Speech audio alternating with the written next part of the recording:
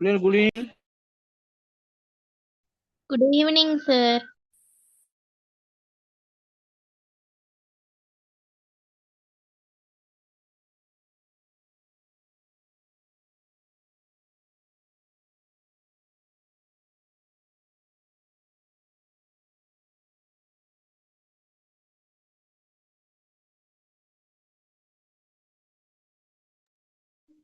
சரி, கடைசியா என்ன எழுதிருக்கிறீங்க?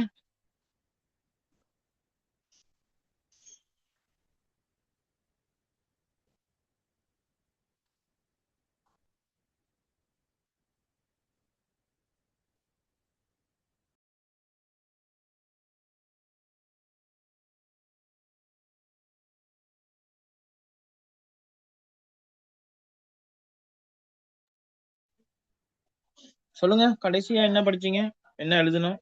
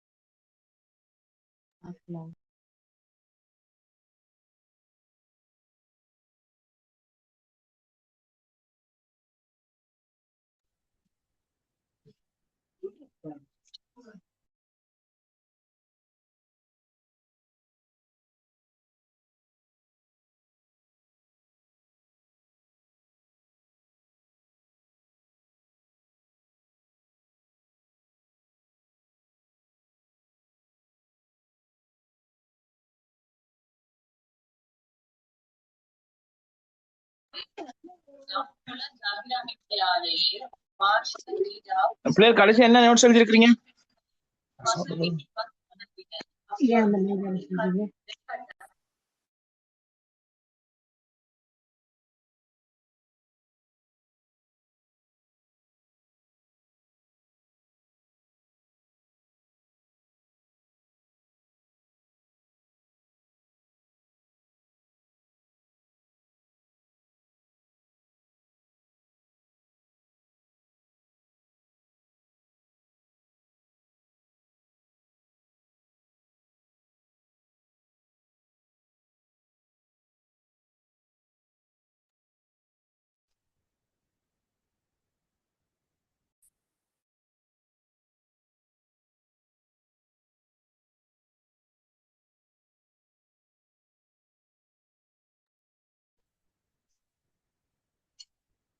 கடைசியா என்ன பிள்ளைகள் படிச்சிருக்கோம்?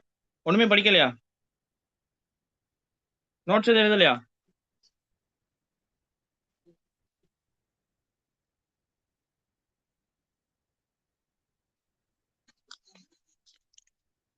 நோட்ஸ் எதுவும் எழுதலையா கடைசியில?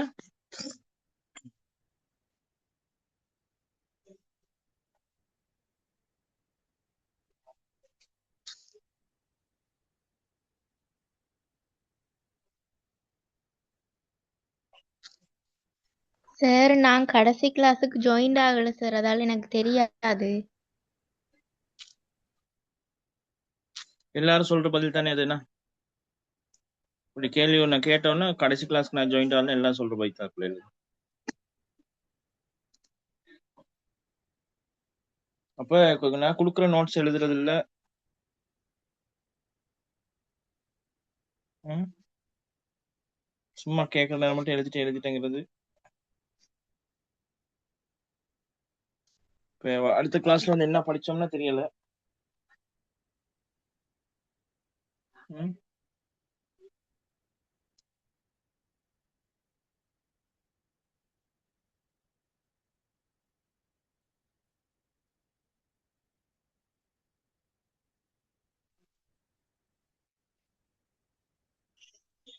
சொல்லுங்க பாப்போம்.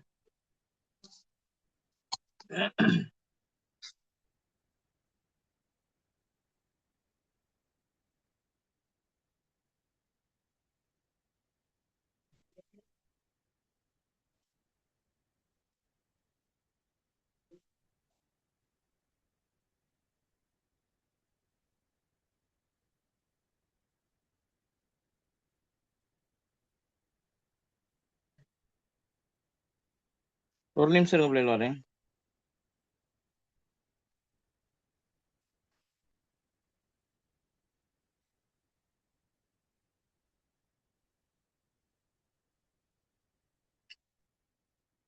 அப்படியே இருங்க, நான் போகல, நான் ஒரு நிமிஷம் இருங்க வரேன். ஃபுட்பாலா படிச்சோம்? ஆ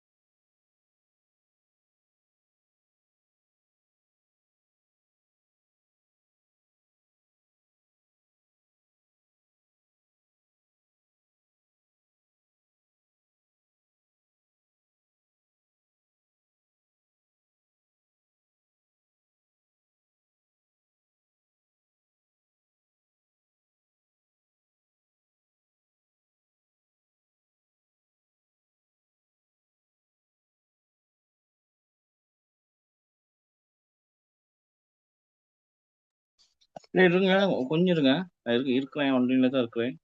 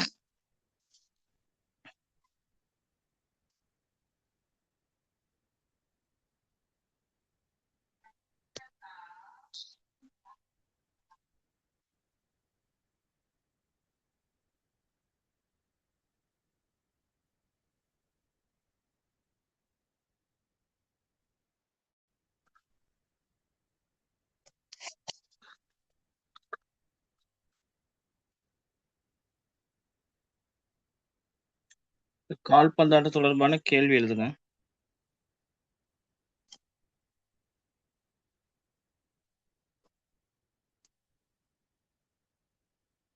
வலைப்பந்தம் எழுதிருக்கீங்களா?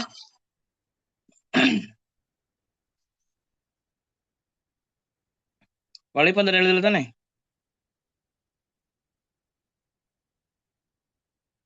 ரைட், கால்பந்தம் எழுதுங்க, வலைப்பந்தம் எழுதாலே பிறகு எழுதுவோம்.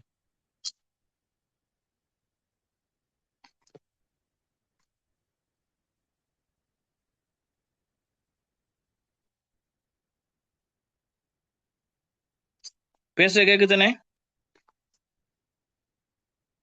ஓம் சார். ரைட், இதை எழுதுங்க.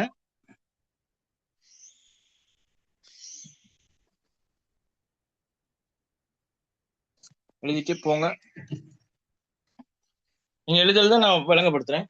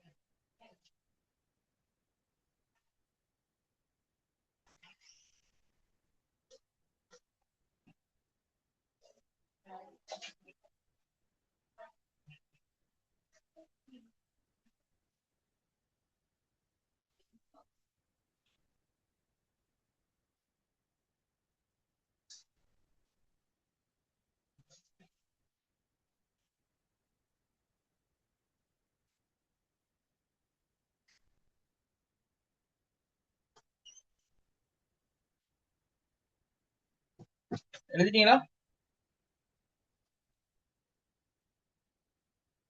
ஓம் சார். இப்ப பாருங்க, கால்பந்தாட்டம். இந்த கால்பந்தாட்டத்தினுடைய திறன்கள் பாருங்க, 7 திறன்கள் இருக்கு. சொட்டி செல்லல், உதைத்தல், கட்டுப்படுத்தல், தலையாலடித்தல், உள்ளெரிகை, மைதானம் காத்தல், பெயர் காத்தல். இந்த 6 திறன்களின் அடிப்படையில் தான் இந்த கால்பந்தாட்டம் விளையாடப்படும். சரியா? இந்த 6 திறன்களையும் நல்லா தேர்ச்சி பெற்றிருந்தா தான் கால்பந்தாட்டத்துல வெற்றி காண முடியும்.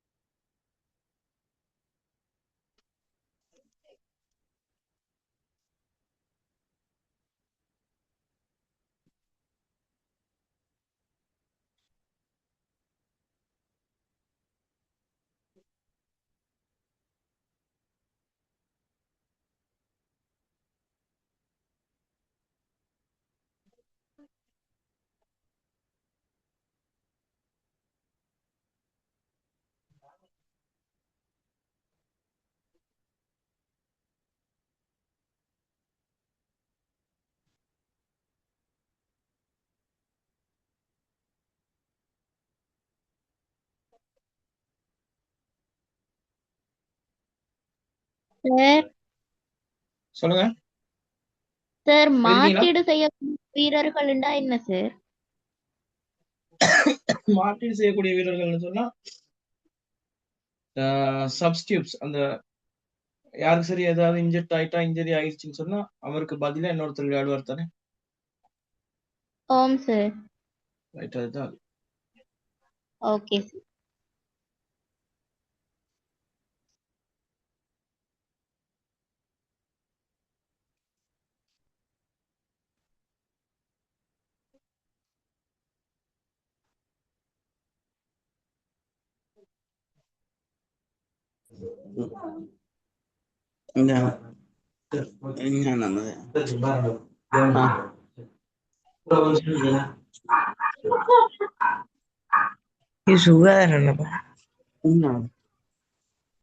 ஒரு அணியில் வீரர்கள் இன்னைக்கு எத்தனை? 11. சுகாதாரம் இது. தம்பி மைக்க மியூட் பண்ணிட்டீங்கன்னா நல்லா.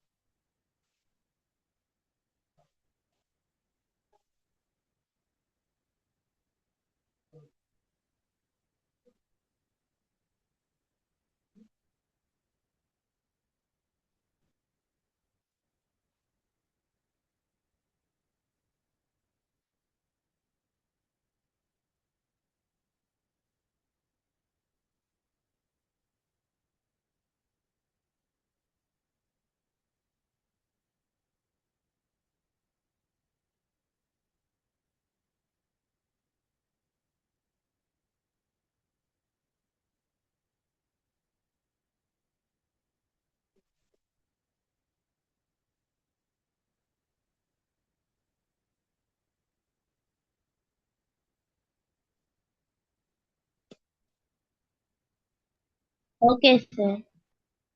ரைட். அப்ப பாருங்க, ஒரு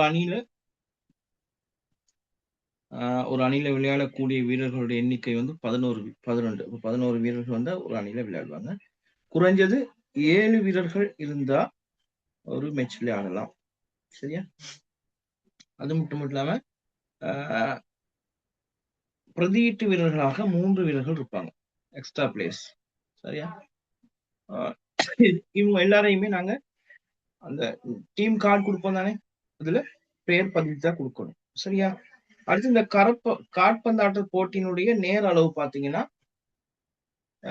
45 நிமிடங்கள், அதாவது 45 நிமிடங்கள் விளையாடுவாங்க. ரைட், 45 நிமிடங்கள் கொண்ட 2 பகுதிகளாக அதை விளையாடுவாங்க. அதுல 15 நிமிடங்கள் அவங்களுக்கு ஒரு இடைவேளை வழங்கப்படும். 15 நிமிடங்கள் இடைவேளை வழங்கப்படும். 45 நிமிடங்கள் கொண்ட 2 பகுதிகளாக இது இந்த மேட்ச் வந்து நடக்கும். சரியா? அப்ப மொத்தமாக 90 நிமிடங்கள் இந்த காற்பந்தாட்ட போட்டி வந்து நடைபெறக்கூடியதாக இருக்கும். அந்த 90 நிமிடங்கள்ல யார் அதிகமா கோல் அடிக்கிறாங்களோ அவங்க தான் வின். அடுத்து பந்தை காலால் உதைத்தலின் வகைகள். சரியா? அப்ப இந்த காலால் உதைத்தலை பாத்தீங்கன்னு சொன்னா விரல் நுனியால் பந்தை உதைத்தல், உட்பாத உதை, வெளிப்பாத உதை, குதிகால் உதை, மேற்பக்க உதை, உட்பாத முன்பக்க உதை, இப்படி ஒரு 6 விதமான உதை இருக்குது. சரியா?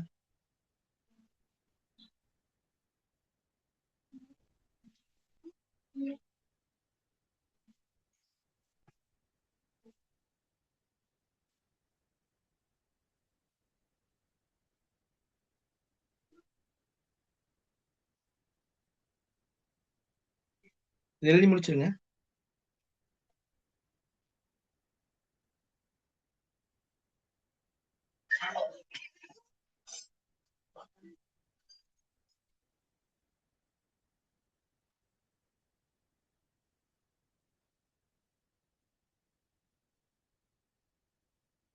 Okay sir.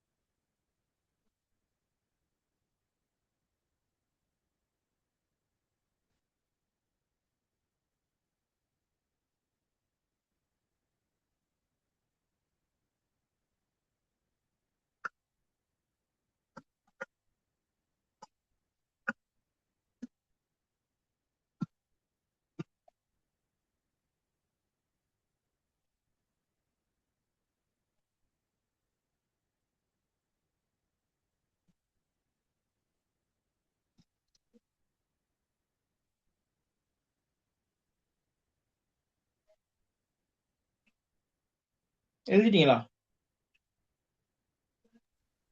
சார். இந்த பந்தை கட்டுப்படுத்துறதுடைய வகைகள் பாருங்க. 4 வகைகள்ல பந்தை கட்டுப்படுத்துறாங்க. பந்தின் மேல் பாதத்தை வைத்து கட்டுப்படுத்துறது, அதே மாதிரி உட்பாதத்தினால கட்டுப்படுத்துறது, மார்பினால பந்தை கட்டுப்படுத்துறது, அப்புறம் எங்களுடைய வயிற்றினால பந்தை கட்டுப்படுத்துறதுன்னு சொல்லி 4 விதமான கட்டுப்படுத்தல் வகைகள் இருக்கு.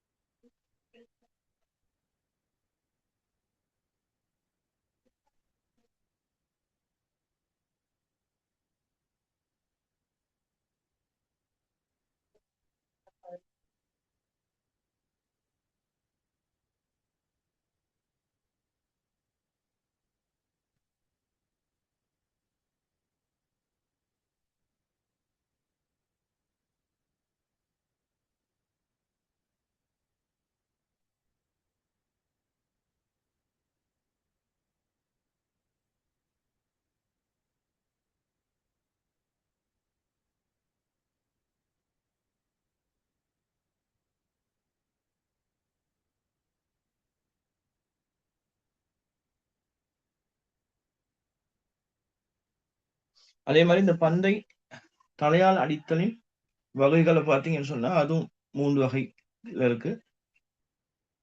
நின்ற நிலையிலிருந்து தலையால் அடித்தல், மேலே பாய்ந்து தலையால் அடித்தல், மேலே பாய்தலுடன் பக்கத்தால் வரும் பந்தை தலையால் அடித்தல். அப்ப இந்த 3 விதமான முறையில தலையால் அடிக்கிறது இருக்கு. சரியா?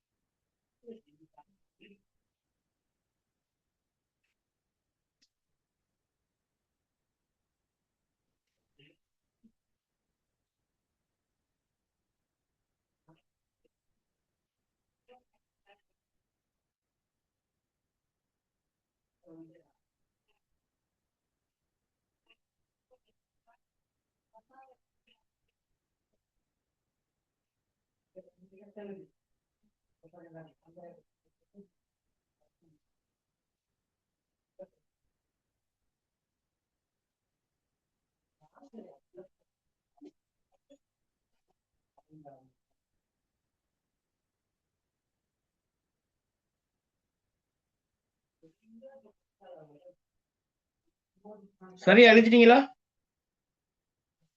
ஓம் சார். பாருங்க, இந்த காற்பந்தாட்ட விளையாட்டுல பந்தை அடித்தல், பந்தை கட்டுப்படுத்தல் இந்த மாதிரியான செயற்பாடுகளுக்கு எங்களுடைய உடலில் இருக்கக்கூடிய மற்றைய வெவ்வேறு பகுதிகளையும் பயன்படுத்தலாம். அதற்கான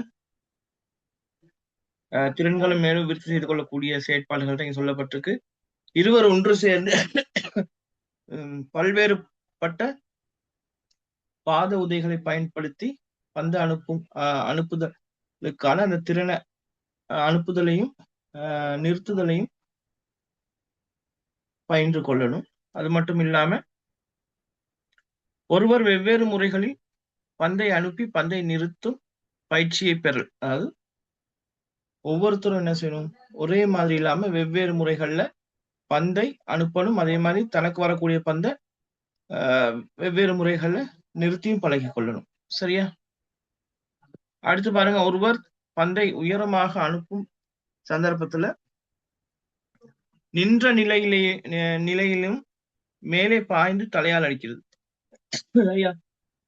ஒருவர் இந்த பந்தை உயரமாக அனுப்பக்கூடிய சந்தர்ப்பத்தில் நாங்க என்ன செய்யணும், நின்ற நிலையிலேயே அந்த பந்தை மேலே பாய்ந்து அப்படியே நாங்க எங்க தலையாடிக்கணும். அதாவது நின்ற நிலையில பாய்ந்துன்னு சொன்னா நாங்க ஓடி வந்தெல்லாம் பாயாம நின்றது அப்படியே ஜம்ப் பண்ணி மேல பாய்ந்து தலையால் அடிக்கணும். சரியா? இது எழுதுங்க.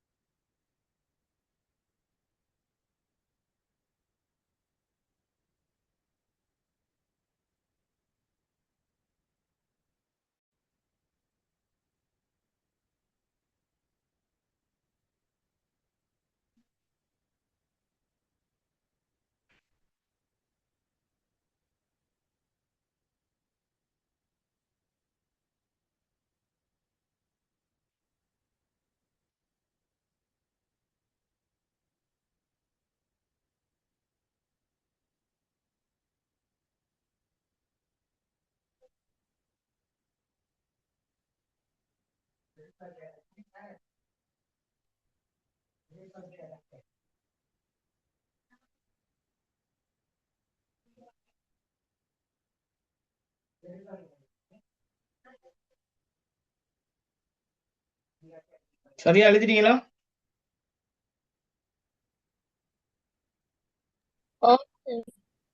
ரைட், பாருங்க. இப்ப இந்த காற்பந்தாட்டத்தினுடைய விதிமுறைகளை பாத்தீங்கன்னு சொன்னா,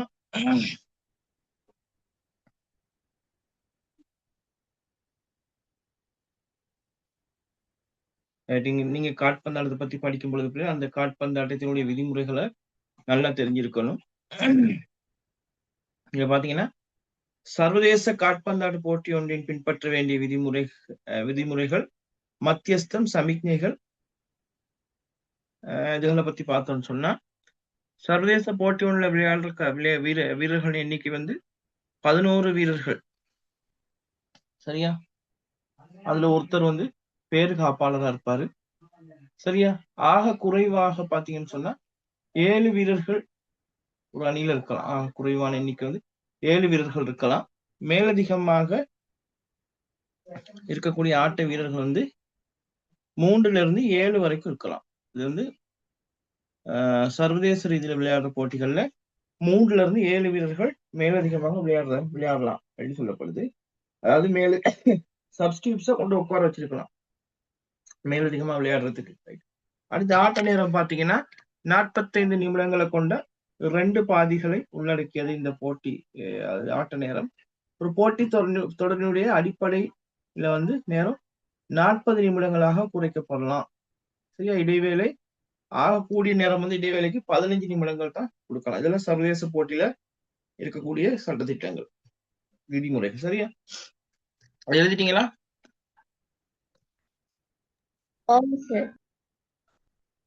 இந்த கால்பந்தாட்டத்துல பாத்தீங்கன்னு சொன்னா அங்க ஏற்படக்கூடிய பாரதூரமான தவறுகள் என்னவா இருக்கலாம் கால்பந்தாட்டத்துல? சரியா? எதிரணி வீரருக்கு காலால் அடித்தல் அல்லது உதைத்தல், உதைக்க எத்தனித்தல். அப்ப நாங்க எதிரணி வீரருக்கு எக்காரணம் கொண்டு எங்களுடைய காலால அடிக்கவும் கூடாது, எத்துறதுக்கு யோசிக்க கூட கூடாது. சரியா? அடுத்து எதிரணி வீரருக்கு கால்தடம் போட்டல் அல்லது போட எத்தனித்தல். கால்தடம் போடுறேன்னு சொன்னா வேகமா ஓடும் பொழுது இடையில காலை போடுவாங்க, அதான் கால்தடம் போடுறது. அந்த கால்தடம் போடவும் கூடாது, நாங்க போடுறதுக்கு நினைக்கவும் கூடாது. எதிரணியினர் மீது பாய்தல். அடுத்து எதிரணி வீரர்கள் மேல நாங்க பாயக்கூடாது. கால்பந்தாட்டத்துல ஆக்ரோஷத்துடன் தாக்குதல். அப்ப நாங்க தாக்கும் பொழுது கோபமா, ஆக்ரோஷமா, வெறி பிடிச்ச மாதிரிலாம் நாங்க தாக்கக்கூடாது, பந்து அடிக்க கூடாது.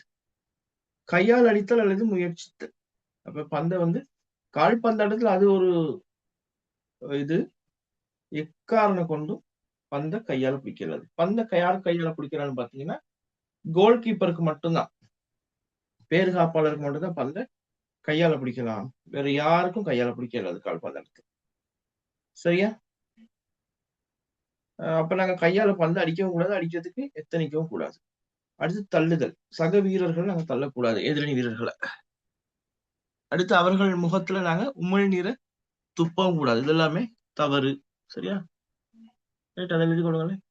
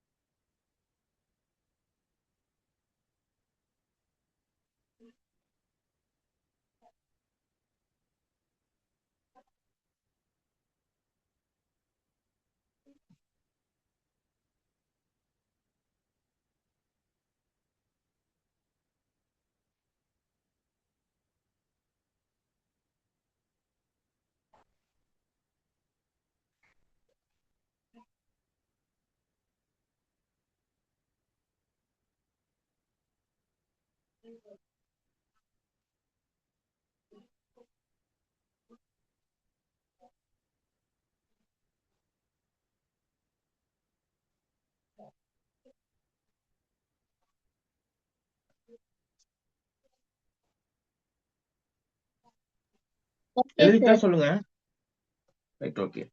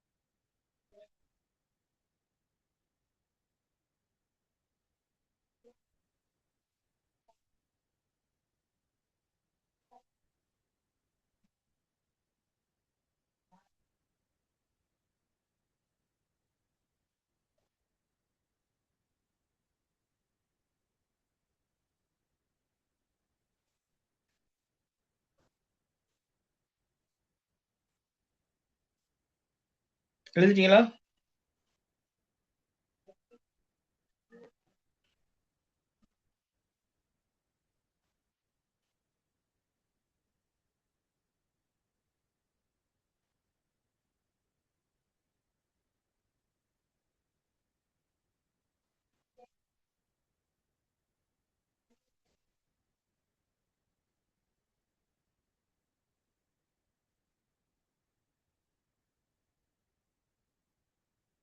Okay sir. ரைட், பாருங்க. காற்பந்தாட்ட போட்டியின் மத்தியஸ்தர்களை தருக. அதுல வந்து பிரதம நடுவர் ஒருத்தர், உதவி நடுவர் 2 பேர், மொத்தமா 3 மத்தியஸ்தர் இருக்காங்க. ஒலிபோல்ல எத்தனை மத்தியஸ்தர் இருக்காங்க?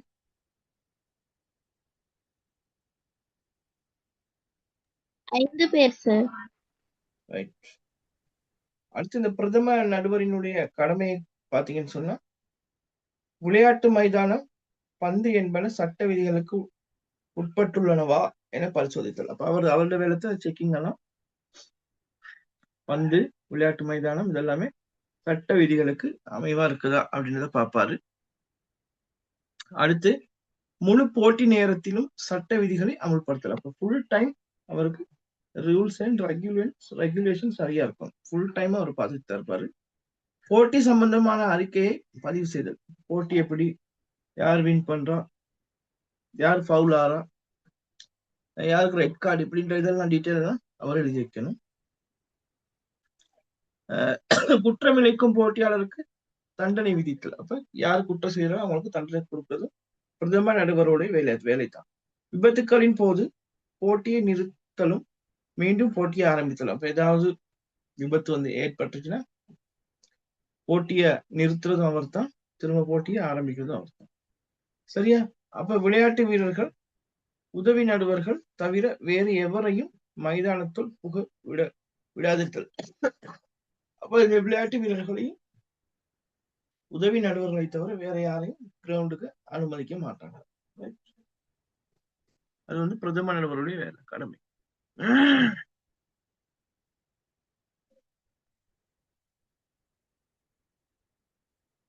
எழுதுங்க, உதவி நடுவருடைய கடமையா.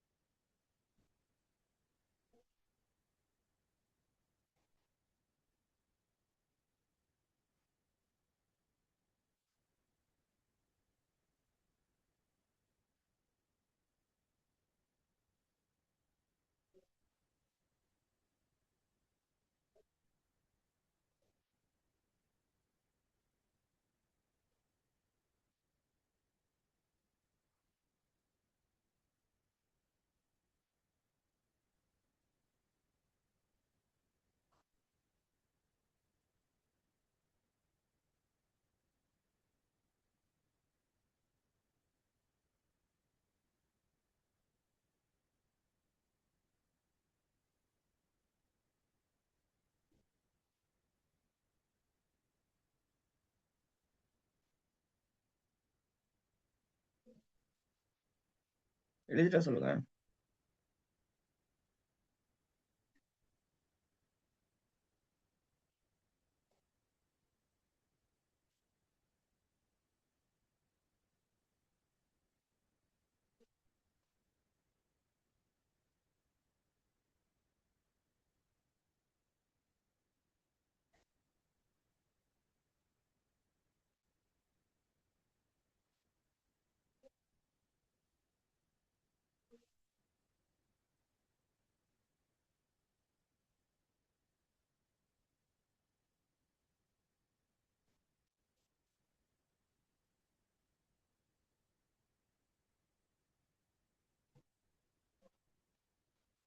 எழுதிட்டா சொல்லுங்க.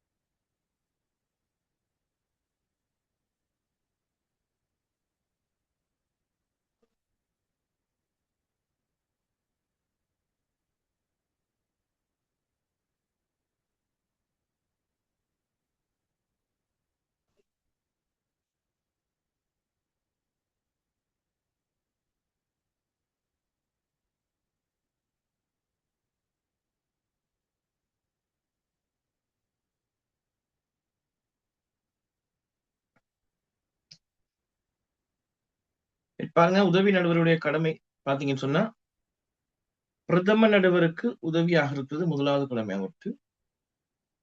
பந்து மைதானத்துக்கு வெளியே செல்லும் போது சைகை மூலம் பண்றது. பந்து வந்து மைதானத்துக்கு வெளியில ஏதோ ஒரு சந்தர்ப்பத்துல போயிடுச்சுன்னு சொன்னா அது ஹேண்ட் சிக்னல் மூலம் காட்டுறது உதவி நடுவர் தான்.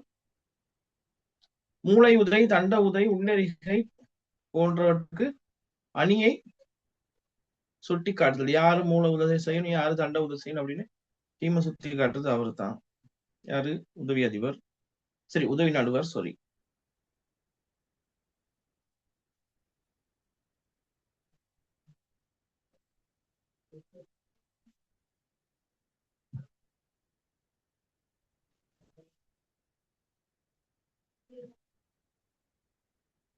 ரைட், அடுத்து பாருங்க.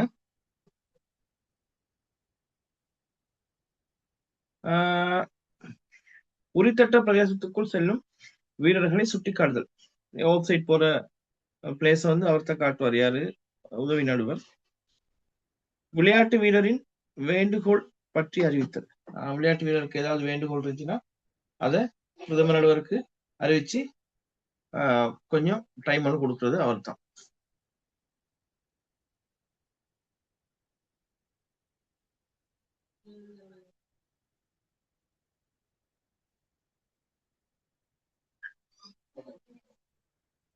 அடுத்து எழுதுங்க. அடுத்து போட்டி நேரத்தை சொல்றதும் உதவி நடுவர் தான்.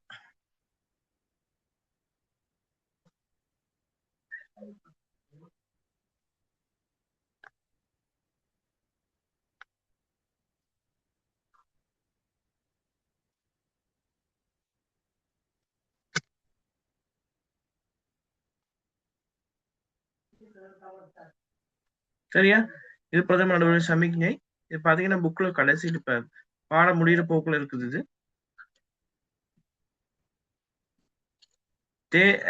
நேரில் சுயாதீன உதை, விசில் கையில விசில வாயில வச்சு ஊதிட்டு இடது கையை தூக்குனா நேரில் சுயாதீன உதை. அதே மாதிரி அனுகூலம், நேரடி சுயாதீன உதை, இதெல்லாம் பார்த்து கொள்ளுங்க.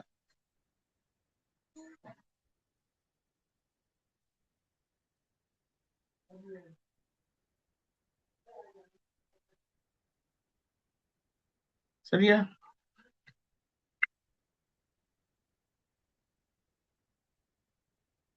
அடுத்த எச்சரிக்கை, எல்லோ கார்டு காட்டுறாரு.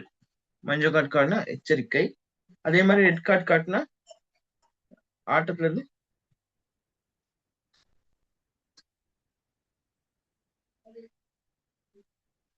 வெளியில போயிடணும். சரியா?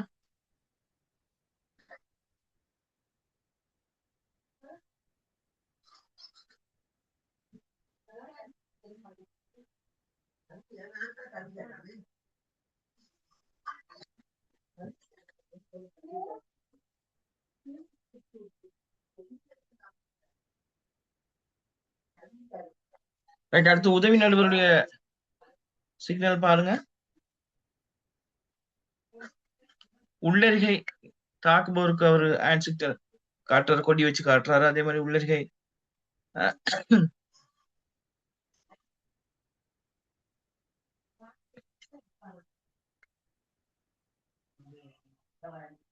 அடுத்து மூளை உதை.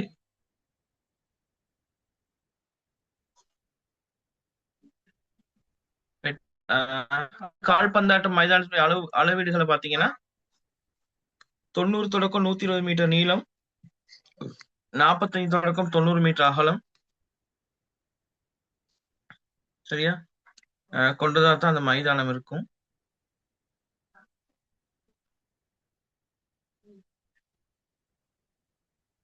ரைட்,